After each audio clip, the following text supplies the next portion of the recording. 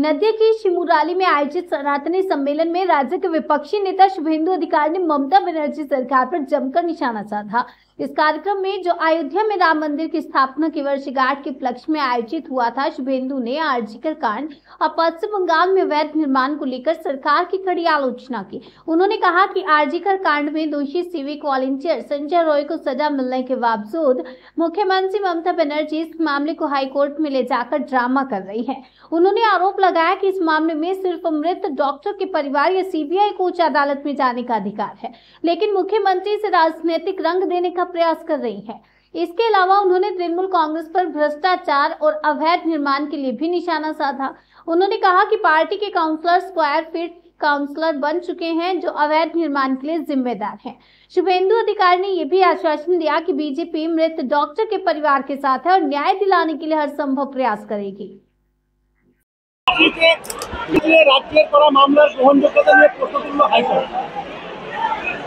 স্বাভাবিকভাবে আমরা ল এক্সপার্ট নই। আমি গতকালই অভয়ের বাড়ির সামনে বলেছিলাম মামলা করার অধিকার তিনজনের আছে, সঞ্জয়ের পরিবারের আছে, ডাক্তার বোনের পরিবারের আছে এবং সিবিআইর আছে। মমতা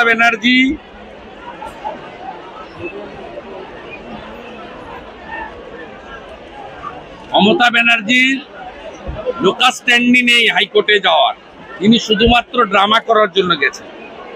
সুপ্রিম কোর্টে ফের পিছালো আরজিকর কাণ্ডে নির্যাতিতার পরিবারে দায়ের করা মামলা। 29 জানুয়ারি পরবর্তী শুনানি। এর মধ্যে সপ্তাহ থেকে নোটিশ দেওয়া হ্যাঁ, সুপ্রিম কোর্টে ফের পিছালো আরজিকর হত্যাকাণ্ডে নির্যাতিতার পরিবারে দায়ের করা মামলা। 29 জানুয়ারি পরবর্তী শুনানি।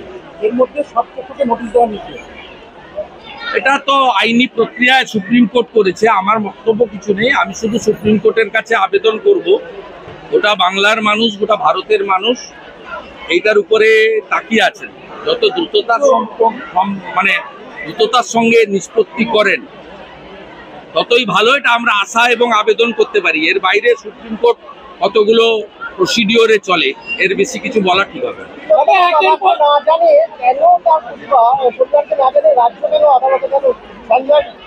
রাজ্য আদালতে গেছে এই জন্য মমতা ব্যানার্জি হচ্ছেন তার সরকার খুনি। সরকারি হসপিটালে 36 ঘন্টা ডিউটি করিয়ে এই বোনকে মারা হয়েছে, ধর্ষণ খুন করা হয়েছে। মেরেছে যিনি আপাতত যার যাবজ্জীবন হয়েছে তিনি সিভিক ভলেন্টিয়ার, মমতা ব্যানার্জির পুলিশ দপ্তর থেকে তিনি বেতন পান। তাহলে কি হলো? স্বাস্থ্যমন্ত্রী মমতা বন্দ্যোপাধ্যায় ডাক্তার বোনকে ডাকলেন ডিউটি করতে, আর পুলিশ মন্ত্রী মমতা ব্যানার্জি সিভিক ভলেন্টিয়ারকে দিয়ে ধর্ষণ করিয়ে খুন করালেন। তা উনি তো প্রধান দায়ী, এটা আমার কথা নয়। ডাক্তার বোনের বাবা মা কালকে সব প্রেসকে বলেছে যে প্রমাণ লোপাটকারীকে আর লাফালাফি না করতে বলছেন, তার পরিবার তো বলেছে। উনি শুধুমাত্র গোটা পশ্চিমবাংলার মানুষের যে ঘৃণা, পশ্চিমবাংলার মহিলাদের যে ঘৃণা, তারা লক্ষ্মী ভান্ডার নিয়ে চিন্তিত নয়, কারণ এটা সরকারি প্রকল্প। বিজেপি যে রুলে স্টেটে আছে এর থেকে অনেক বেশি দেয়, সাথে চাকরিও দেয়, শিল্পও আনে। তা আমরা সেটা করব, কিন্তু আজকে মা বোন দিদিরা তারা প্রত্যেকেই এই আরজিকরের ঘটনা নিয়ে মমতা ব্যানার্জি এবং তার সরকারকে ঘৃণা করছে, নিন্দা করছে। তিনি তার ইমেজ বিল্ড আপ করে 26-এর নির্বাচনে বৈতরণী পার হওয়ার জন্য তিনি লাফিয়ে হাইকোর্টে গেছেন, যে এখতিয়ার তার সরকারের নেই।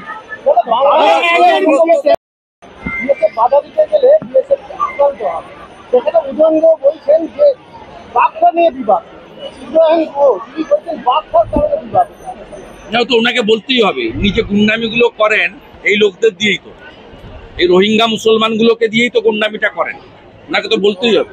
সঞ্জয়ের সর্বোচ্চ সাজার দাবিতে হাইকোর্টের দ্বারস্থ সিবিআই আগামীকাল মামলা দায়ের করতে চলেছে কেন্দ্রীয় তদন্তকারী সংস্থা।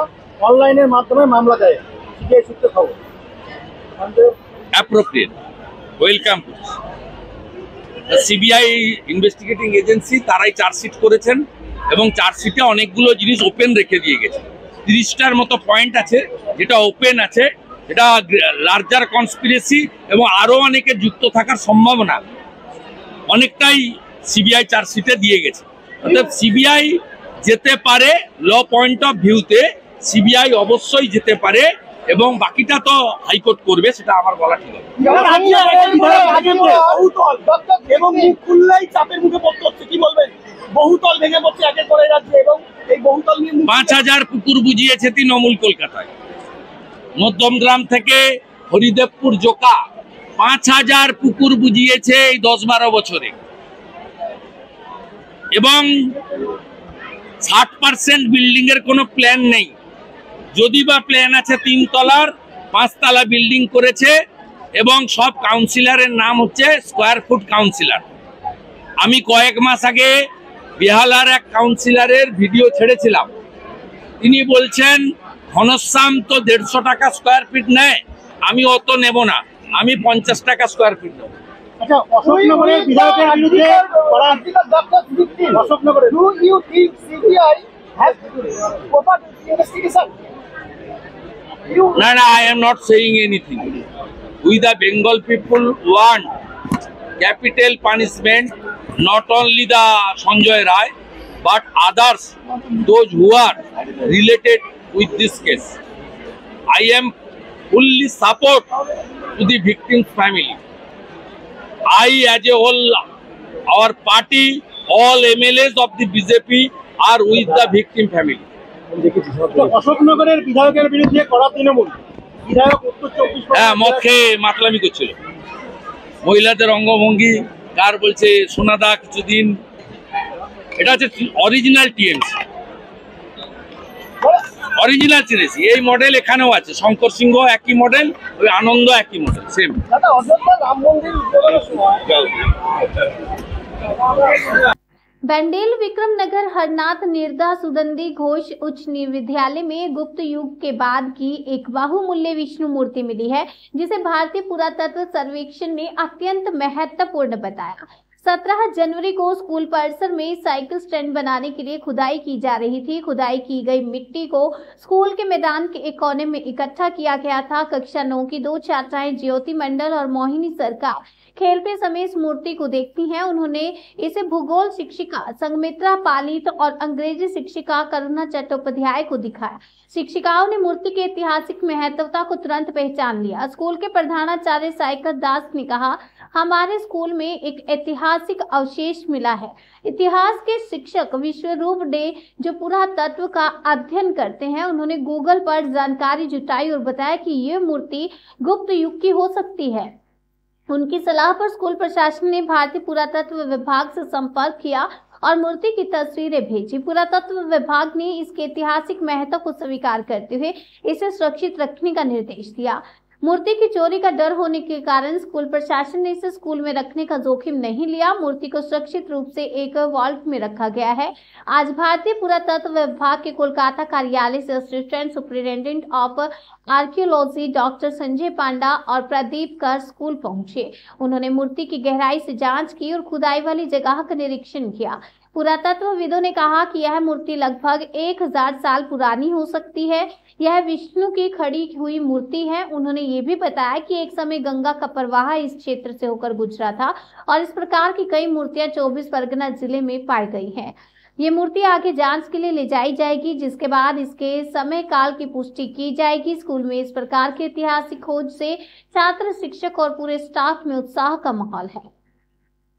छोटा सा मूर्ति मिला है, वो स्टैंडिंग पोस्चर में है और ये बहुत पुराना लगता है। हो सकता है 10th 12th सेंचुरी का होगा। और यहाँ हमारे वेस्ट बंगाल में ऐसा हमारा जो हेरिटेज बहुत रिच है और ऐसा बहुत मिलता है। और ये चुनचुरा एरिया भी तो हमारा गंगा प्लेन के उसमें आता है, तो ये भी आर्कोलॉजिकली बहुत रिच है। तो हो सकता है ये स्टैंडिंग विष्णु का फिगर भी हो सकता है। और इसको फिर हम ऑफिस में लेके बाकी रिसर्च करके फिर बाकी कॉम्पैरेटिव स्टडी करके, और भी जैसे 24 परगना में भी ऐसा बहुत मूर्ति मिला है पहले, तो उसके साथ एक कॉम्पैरेटिव स्टडी करके फिर बाकी हम जो कुछ है बोल सकते हैं उसका डिटेल। हमारा जो सुपरिटेंडिंग आर्कोलॉजिस्ट है उनके साथ भी डिस्कशन करेंगे वो मूर्ति लेके। और भी हमारे वेस्ट बंगाल में दूसरी जगह पे जहाँ जहाँ पे भी मिला है वो सब देख के कॉम्पैरेटिव स्टडी करके हम कुछ कंक्लूजन में हम पहुंच सकते हैं। ये स्टोन क्या तो सैंडस्टोन है। स्टैंडस्टोन हाँ स्टैंडस्टोन हाँ। तो कितना होगा ये, इसका मूल्य कितना होगा? मूल्य तो सर अमूल्य होता है, एंटीक्विटी का कोई मोल नहीं होता, वो अमूल्य होता है। अच्छा। ये लग रहा है आपका जो कितना पुराना होगा? वही तो 10th-12th सेंचुरी का होगा। ये एक्सपेरिमेंट करने में कितना टाइम लगेगा? इस पर वो वहाँ जाके हमारा जो साहब है उनके साथ, फिर हमारा डिप्टी साहब भी है, हम सब बैठ के उसका और भी कहेंगे जो उसका कॉम्परेटिव स्टडी करके उसमें एग्जैक्ट डेट का पता चलेगा। ये कहाँ से आ सकता है ये? है इधर कहाँ से आ सकता है? इधर सर हमारा जो यहीं पर अगर आर्कोलॉजिकल माउंट हो सकता है, ये भी हो सकता है, कोई आर्कोलॉजिकल माउंट हो सकता है, क्योंकि हम लोग तो लेमैन को तो पता नहीं चलता ना। तो हम तो कहीं भी हमारा जगह मिलता है, हम तो रेसिडेंशियल या हमारा कुछ भी कार्यालय बनाने में तो हमको थोड़ी पता चलता है क्या, इसीलिए ये हो सकता है ये भी यहाँ पे भी मैन्युफैक्चर होता होगा या फिर यहाँ पे भी कुछ हो सकता है, तो वो बताना मुश्किल है, इसीलिए हम देखना चाहते थे और उसके साथ पोट्री मिल रहा है क्या, और मिलने के चांस है इधर? है और मिलने की बिल्कुल, अगर यहीं पे होगा तो खुदाई होगा? हाँ खुदाई होगा तो बिल्कुल मिल सकता है। किस चीज का मूर्ति है? पत्थर का है, सैंडस्टोन का है, मतलब ऐसा तो लगता है विष्णु का तो लग रहा है अभी सर, क्योंकि उसका कॉम्परेटिव एक जो फोटो भेजे थे वो तो विष्णु का ही मूर्ति है, जो अभी कल उसी की तरह। আমরা মাঠে টিফিন টাইমে খেলছিলাম, তো তখন হঠাৎ দেখতে পাই যে একটা মূর্তির মতো কোনো জিনিস আছে। তো তখন খুব আগ্রহ লাগে যে কি এটা, মানে কোনোদিন আমরা দেখিনি। তো তখন সঙ্গে সঙ্গে ম্যামদেরকে জানাই, তারপর ম্যামরা আমাদের বলে যে এটার খুব গুরুত্বপূর্ণ জিনিস।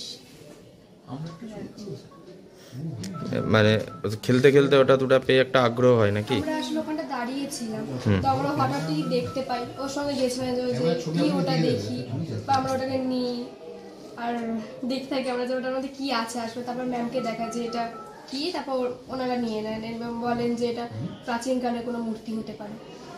তোমার কি নাম? আমার নাম জ্যোতি মণ্ডল। তোমার? আমার নাম মোহিনী সরকার, টাইম বি। সেটা হলো গিয়ে এটা একটা অত্যন্ত গুরুত্বপূর্ণ ফাইন্ডিংস, এই অর্থে যে সম্ভবত গুপ্ত যুগের একদম শুরুর পর্বের এটা একটা মূর্তি। এই মূর্তিতে দেখা যাচ্ছে যেটি আর কি, যে চিত্রটা দেখা যাচ্ছে, যার মূর্তি দেখা যাচ্ছে, সেটা সম্ভবত তিনি একজন যক্ষ, এবং পরবর্তীকালে এই যক্ষই কিন্তু বিষ্ণুতে রূপান্তরিত হয়ে যাচ্ছে।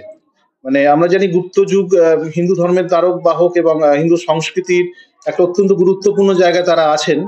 তো এই যক্ষ কিন্তু যাকে বলে অনার্য একজন ভারতীয় দেবী, মানে ভারতীয় একজন ভগবান আর কি, উপাস্য দেবতা, এবং সেইটা থেকে বলা ওনারা যেটা অনুমান করছেন হয়তো গুপ্ত যুগের শুরুটা বা গুপ্ত রাজারা অরিজিনালি কিন্তু অনার্য ছিলেন।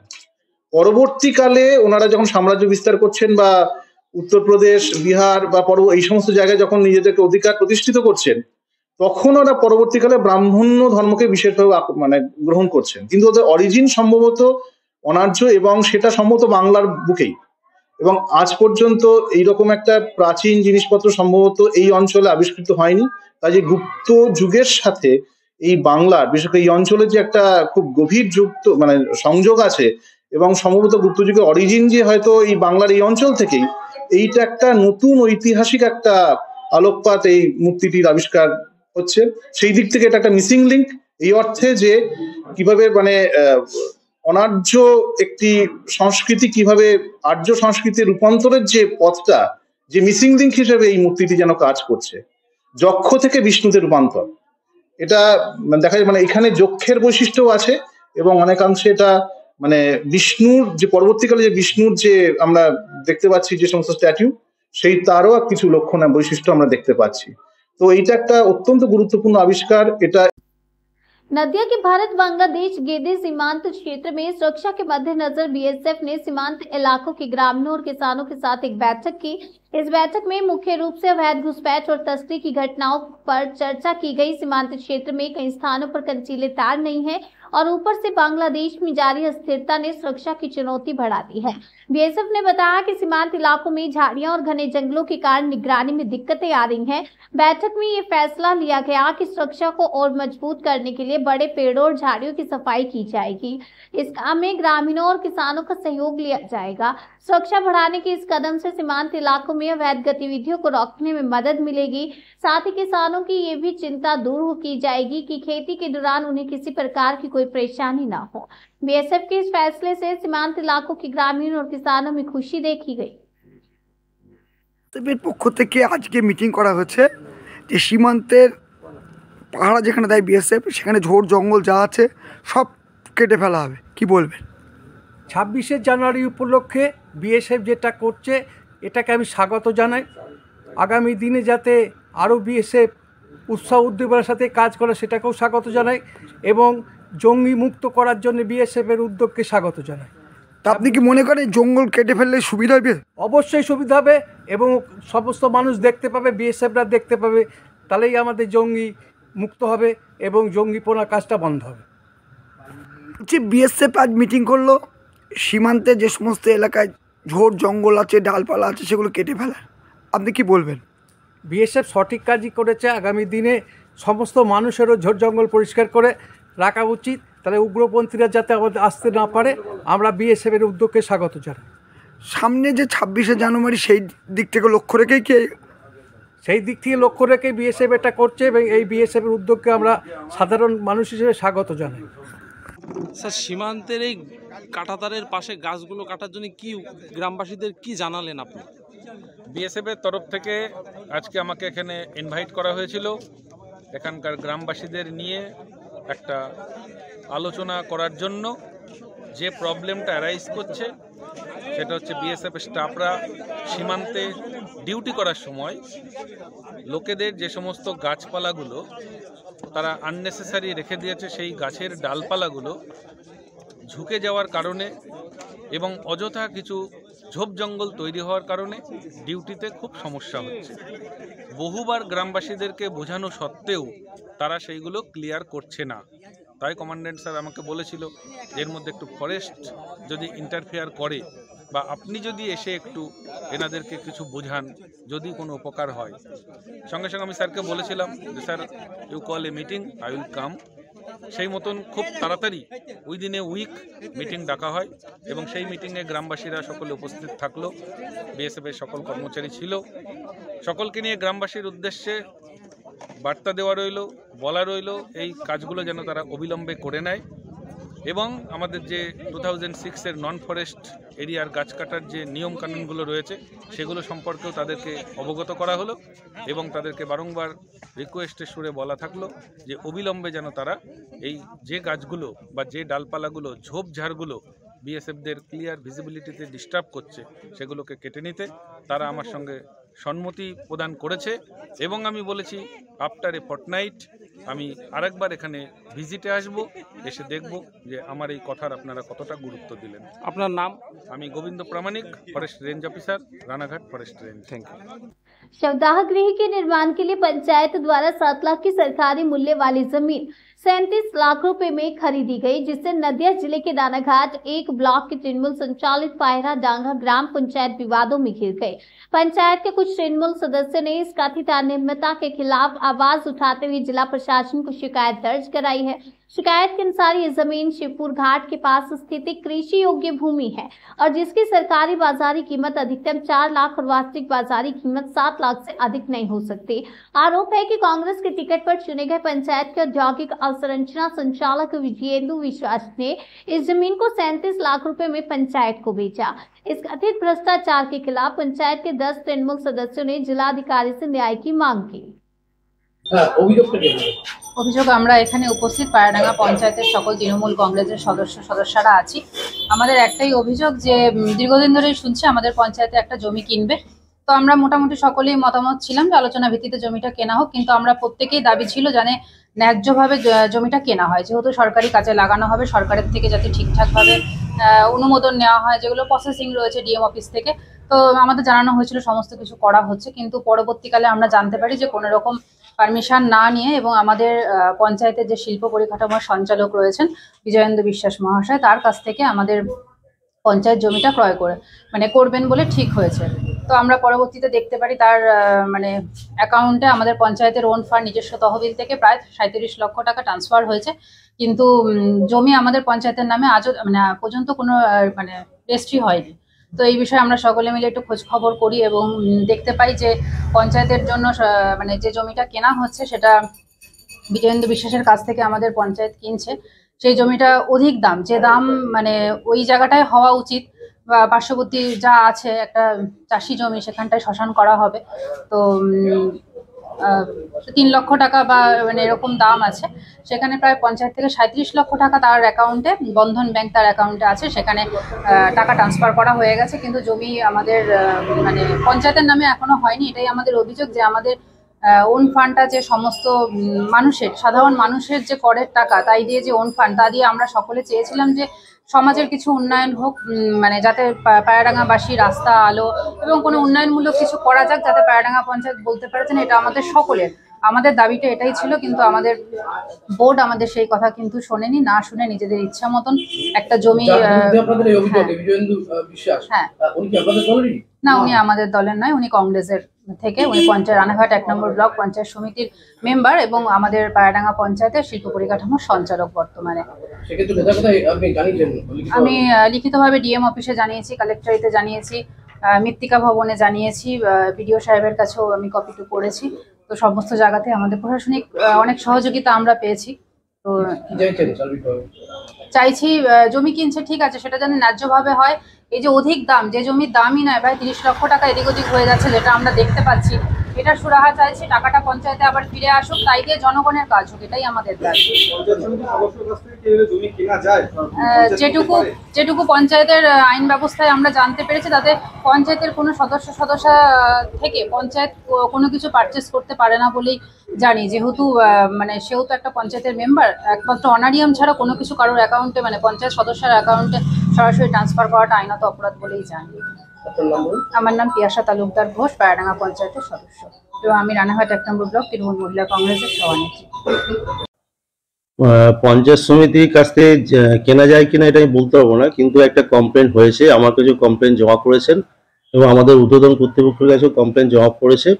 আমরা একটা আমাদের এনকোয়ারি আমাদের হচ্ছে, আমরা এনকোয়ারি করে আমরা হায়ার অথরিটিকে পাঠাবো এবং আইন অনুযায়ী যা ব্যবস্থা নেওয়া সেটা নেওয়া হবে। আচ্ছা, জমিটি প্রথমত আমাদের কেনা হয় আমাদের সমস্ত মেম্বারদের, মানে কি বলবো, জেনারেল মিটিংয়ে আমরা আলোচনা করে আমাদের সিদ্ধান্ত নিয়েই আমাদের জমিটি কেনা হয়েছে এবং সেখানে আমাদের জেনারেল মিটিংয়ে পাশ হয়েছে, সবার সহমত নিয়েই জমিটি কেনা হয়। এবং দেখা গেছে যে আপাত দৃষ্টিতে দেখা গেলে জমির যিনি মালিক আর কি, তিনি আমাদের হচ্ছে সঞ্চালক, কিন্তু সেটা কোনো ফ্যাক্টর নয়। আমার মনে হয় না এ বিষয়ে এটা কোনো, যে অভিযোগটি জমা পড়েছে যে তিনি সঞ্চালক বলে এই ক্ষেত্রে তার কাছ থেকে পঞ্চায়েত কোনো জমি কিনতে পারবে না, এটা কোথায় কোন যুক্তিতে আছে যে অভিযোগটি পড়েছে, আমার পুরোপুরি ভিত্তিহীন মনে হয়।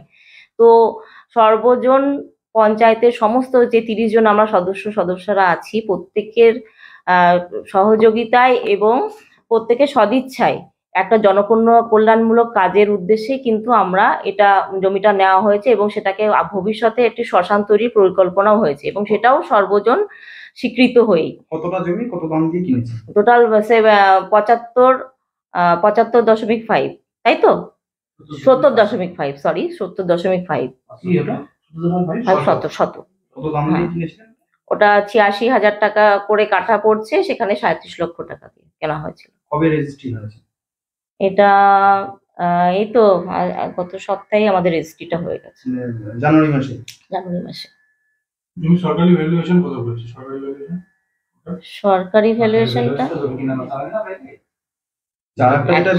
আপনারা গত সপ্তাহে রেজিস্ট্রি করেছেন, কিন্তু তারও প্রায় অনেকদিন আগেই আপনাদের অ্যাকাউন্ট থেকে টাকাটা ট্রান্সফার হয়। একদমই তাই, যেহেতু কেনা বেচা করতে গেলে আগে তো মুভ করতে হয়, সেই জন্য সেই হিসেবেই টাকাটা তখন দেওয়া হয়েছিল এবং সেটাও সবার সামনেই আর কি, সবাইকে জানিয়েই আমাদের একটা জমি কেনার বলতে আমাদের শ্মশান তৈরি যে ডেভেলপমেন্ট একটা কমিটি করা হয়েছিল, সবার মতামত নিয়ে সেই কমিটিকে সবাইকে জানিয়েই তবেই চেকটি প্রদান করা হয়। সবাইকে যেহেতু জানিয়ে করছেন বলছেন, তাহলে তো বাকি প্রায় 8 থেকে 9 জন যারা মেম্বার হচ্ছে তারাই তো অভিযোগ করছেন মূলত। যদি সবাই জেনে থাকে বলছেন আপনি? সবাই বলতে ওই ডেভেলপমেন্ট কমিটিতে যারা আছে প্রত্যেকেই জানে এবং এইটা ধরুন একটা স্টেপ বাই স্টেপ প্রসিডিওর চলে, সুতরাং সবসময় যে সবাইকে সব কিছু জানিয়ে করাটা হয়তো সম্ভব হয় না, কিন্তু কোনো ইন্টেনশনও এরকম থাকে না যে সবাইকে না জানিয়ে করা হবে। ধরুন পরপর কাজগুলো এগোচ্ছে, আজকে এটা প্রয়োজন, কালকে ওটা প্রয়োজন, হয়তো সেই মুহূর্তে সবাইকে জানানো হয় না, কিন্তু তার মানে তো এই নয় সবাইকে না জানিয়ে বিষয়টি হচ্ছে, সবাই সবকিছুই জানে। মানে পঞ্চায়েতের তরফ থেকে তো আপনি বলছেন যে একদমই অভিযোগটি ভিত্তিহীন, যে সঠিক দাম দিয়ে তোরা কেনা হচ্ছে। একদমই তাই, বর্তমান যে বাজার মূল্য রয়েছে সেই অনুযায়ী কেনা হয়েছে। কি নাম আপনার নাম? ফাল্গুনী বিশ্বাস, প্রধান পায়রাডাঙ্গা গ্রাম পঞ্চায়েত। কোন দলের আপনি? আমি টিএমসি। Thank you. দেখুন, বিষয়টা হচ্ছে পঞ্চায়েত একটা উন্নয়ন করবে, উন্নয়নমূলক একটা সিদ্ধান্ত নিয়েছে, অনেক জায়গায় জমি দেখেছে, আমার জায়গাটাকে তারা সুইটেবল মনে করেছে। হ্যাঁ, আমি আমার ব্যক্তিগত জমি আমি পঞ্চায়েতের সঙ্গে দরদস্তুর করে আমি বিক্রি দিয়েছি। এর মধ্যে টেকনিক্যাল কি আছে সেটা আমি বলতে পারবো না, তবে পঞ্চায়েতের সভাতে সিদ্ধান্ত হয়েছে সকল দলের সকল মেম্বার সমস্বরে একসঙ্গে তারা এই শ্মশানের ব্যাপারটাকে সমর্থন করেছে এবং এই জমি কেনার ব্যাপারে মত দিয়েছে। এবার আমি সঞ্চালক হতে পারি, কিন্তু সেখানে তো আরো সঞ্চালক আছে, বিরোধী দলনেতা আছে, শাসক দলের প্রধান আছে, সবাই মিলে সিদ্ধান্ত নিয়েছে, অর্থ মঞ্জুর করেছে, তারপরে প্রসিডিওর অনুযায়ী কেনা বেচাটা হয়েছে। আপনি এই জায়গাটা কতদিন আগে, আপনি ব্যক্তিগতভাবে কতদিন আগে কিনেছেন? আমার এই জায়গাটা একটা অংশ অনেকদিন আগেই কেনা, তারপরে টেকনিক্যাল একটা রেকর্ডের ব্যাপার নিয়ে একটা ভুল ছিল, সেটাকে আমি রেজিস্ট্রি করে নিয়েছিলাম। না, আমার যারা যারা আছে, যাদের কাছ থেকে আমার নেওয়া, তাদের নামে রেকর্ড আছে, দেখাচ্ছে, ওই বাংলা বলে না, বাংলা ভূমিতে দেখাচ্ছে তাদের নামে আছে। আপনার নামে রেকর্ড ছিল না? না, আমার নামে রেকর্ড করা হয়নি। সর্বশেষ অংশটা কবে কিনলেন? হ্যাঁ, সর্বশেষ অংশটা হ্যাঁ কবে কিনলেন? এই কিছুদিন আগে। সেটা কত টাকায় কিনলেন? সেটা সত্যি কথা বলতে কি, সেটা আর ওই মৌরি সাহেব যে ভ্যালুয়েশন বলেছে সেই ভ্যালুয়েশনে রেজিস্ট্রি করেছি। কাগজ বলছে যে আপনি সেই টাকাটা কিনেছেন 3 লক্ষ টাকায়, তো সেই জমিটার আপনি ভ্যালুয়েশনটা কি করে ঠিক করলেন পঞ্চায়েতকে যখন বার করবেন? না না, আমি তো লোকাল ভ্যালুয়েশন যেভাবে কেনা বেচা হয়, একটা মাঠের চাষের জমি যেখানে কোনো রাস্তা নেই, ঘাট নেই, কিছু নেই, সেখানে আপনার 12-14 লাখ টাকা বিক্রি হচ্ছে বিঘে। আর আমার যে 2 বিঘা 3 কাঠার জমি টোটাল পঞ্চায়েতকে আমি বিক্রি করেছি, সেটা আপনি ওইটা কাঠার উপরে আপনি করুন, ডিভাইডেড করুন, দেখবেন 86,000 টাকা 87,000 টাকা কাঠা পড়ছে পাকা রাস্তার ধারে, পিডব্লিউডির পাকা রাস্তার ধারে। আপনি কোথাও এখানে পাওয়া যাবে না। শুনুন, সরকারিভাবে কোথাও ভ্যালুয়েশন বেশি দেখায়, কোথাও কম দেখায়, কি দেখায়, এটা তো টেকনিক্যাল ব্যাপার। তাতে জমিটা দেখছি 3 লাখ টাকায় কিনেছেন, সেটা ভেরি রিসেন্ট। হ্যাঁ, তো তার মানে এই মানে 10 ইয়ারের মধ্যে এটা ভ্যালুয়েশনটা বাড়লো কি করে? মানে এটা কি নতুন করে ভ্যালুয়েশন আপনি করেছিলেন আবার? না না, আমি আমার মূল্য চেয়েছি, পঞ্চায়েত সেটা দিতে রাজি হয়েছে? না, দিতে রাজি হয়নি। আমি যেটা চেয়েছিলাম যে আমার পাকা রাস্তার ধারে জমি, এটা ভাইটাল জমি, ভবিষ্যতে ক্রমান্বয়ে এটা হবে, আমার বিক্রি করার প্রয়োজন নেই, আমি ভবিষ্যতে আমি এর মূল্য পাবো। রেজিস্ট্রিটা ওই যে বললাম আপনাদের, ওই কিছুদিন আগে, কয়েকদিন আগে রেজিস্ট্রি হয়েছে। হ্যাঁ, আমাকে টাকা দিয়েছিল, একটা ওই ট্যাক্স ফ্রি সরকারি হিসাবে জমি পঞ্চায়েতের কেনা হবে বলে ট্যাক্স ফ্রি করার জন্য বিডিও সাহেবের মাধ্যমে রেকমেন্ডেশন নিয়ে করেছিল। পরে ওটা দেখা যায় যে ওটা ট্যাক্স ফ্রি হবে না, যার জন্য ওখানে রেজিস্ট্রিটা একটু পিছিয়ে যায়। পরবর্তীকালে আবার পঞ্চায়েতে আলোচনা করে স্ট্যাম্প ডিউটিটা অ্যালট করা হয় এবং তারপরে আবার রেজিস্ট্রি করা হয়। এই যে অ্যাডভান্স ফুল পেমেন্ট আপনি নিয়েছেন, হ্যাঁ, সেটার কি কোনো এগ্রিমেন্ট করে নিয়েছিলেন নাকি সেটা শুধু মুখের কথা? না, আমাকে দিয়ে সই করিয়ে নিয়েছে, লেজারে সই করিয়ে নিয়েছে, রিসিপ্ট দিয়েছে। তখন তো আর অফিসও জানতো না যে রেজিস্ট্রিটা ওখানে গিয়ে একটু 5 দিন পিছিয়ে যাবে কি 10 দিন 20 দিন পিছিয়ে যাবে, এটা তারাও জানতো না। কারণ আমাকে পেমেন্ট না করলে তখন আমি যাবো না পরের দিন রেজিস্ট্রি করতে। একটা যেটা বিষয়, এখনো পর্যন্ত রেকর্ড অনুযায়ী আপনার নামে নেই, মানে সেই সময় মালিকানা সত্ত্বেও আপনি নন, অথচ আপনি জায়গাটা না না, আমার খরিদার সম্পত্তি, এখানে তো কোনো দাবিদার না, আমার দখলের সম্পত্তি। এবার এরকম আপনি এলাকায় খুঁজলে অনেকেরই অনেক জমি আপনি দেখবেন যে রেকর্ড হয়নি।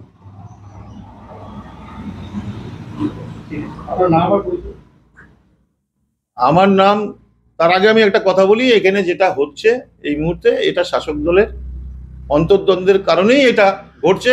আর আমি হচ্ছি প্রতিবাদী ছেলে, আমি অন্য দল করি, এটা আমার উপরে একটা প্রেশার বা আমার বদনাম করার জন্য এটা কেউ বা কারা করবার চেষ্টা করছে। আমি জাতীয় কংগ্রেস করি, নাম বিজয়েন্দ্র বিশ্বাস, আমি পঞ্চায়েত সমিতির মেম্বার এবং এখানে শিল্প পরিকাঠামোর সঞ্চালন।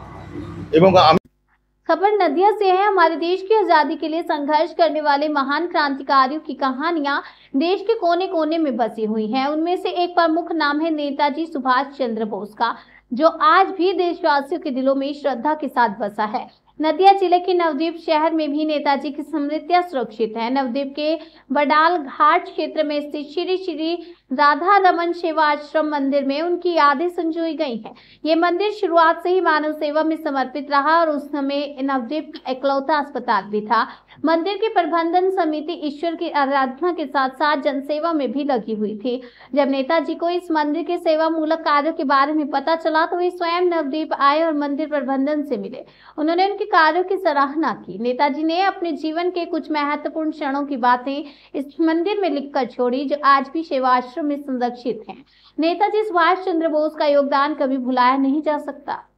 वे आज भी भारतीयों के दिलों में जीवित हैं और आने वाली पीढ़ियों के लिए उनकी स्मृतियां हमेशा अमर रहेंगी। তো আপনার নাম? আমার নাম শ্রী লব সাহা। আপনি মূলত কি করেন? আমি একটা বেসরকারি স্কুলে চাকরি করি। আচ্ছা, এই যে রাধারমন সেবাশ্রম, এখানে কি ঐতিহ্য রয়েছে? রাধারমন সেবাশ্রম হচ্ছে এটা একটা বহুদিনের পুরনো প্রতিষ্ঠান। এখানে সেবামূলক বিভিন্ন রকম কাজকর্ম হয় এবং বিনা পয়সায় দরিদ্রদের নানান রকম চিকিৎসা চলে। আর সবচেয়ে বড় কথা, এইখানে আজ থেকে বহু বছর আগে নেতাজি সুভাষচন্দ্র বোস এখানে এসেছিলেন, তিনি পদার্পণ করেছিলেন। দেখে এই আশ্রম সম্বন্ধে স্বহস্তে তিনি কিছু তার মতামত লিখে দিয়ে গিয়েছিলেন। এইটা দেখতে বিভিন্ন জায়গা থেকে, বিভিন্ন দেশে, বাইরের দেশের থেকেও আসেন। এই আশ্রমটা একটা ধর্মীয় আশ্রম। এখানে বিভিন্ন রকম সেবামূলক কাজ হয় এবং নেতাজি যে নিজের হস্তে যেটা লিখে দিয়ে গিয়েছিলেন সেটা দেখার জন্য বাইরে থেকে বহু লোক এখানে আসেন। কত বছর আগে জানা রয়েছে? এটা আনুমানিক